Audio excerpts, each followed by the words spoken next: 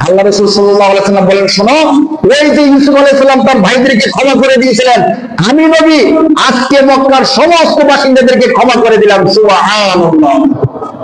তবে তবে যে 14 জন ব্যক্তি আমার নামে কটূক্তি করছিল, অপবাদ দিয়েছিল, তারা কিছু গায়িকা তৈরি করে গান গাওয়াইতো, রসুলের নামে কটূক্তি করাইতো।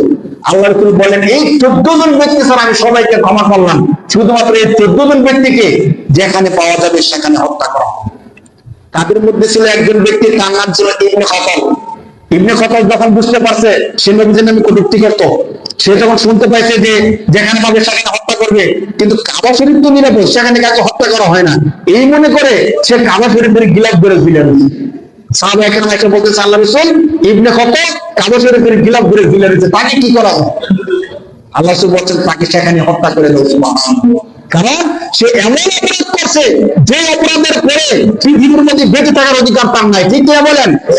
সেখান থেকে মুহাদ্দিসিনে কেরাম মনে করছেন যে তখন থেকে নিয়ে আজ পর্যন্ত, কিয়ামত পর্যন্ত কোন ব্যক্তি যদি রাসূলকে নিয়ে কটূক্তি করে এই পৃথিবীর মধ্যে বেঁচে থাকার অধিকার তার আর নাই। ঠিক কিনা বলেন?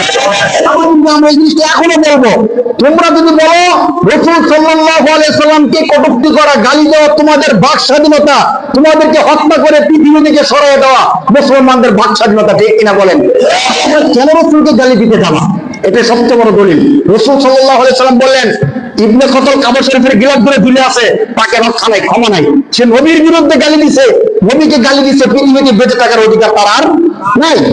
তখন থেকে আজ পর্যন্ত যারাই রাসূলকে গালি দিবে পৃথিবীতে বেঁচে থাকার অধিকার তাদের আর থাকবে না। কেন আপনি গালি দিবেন?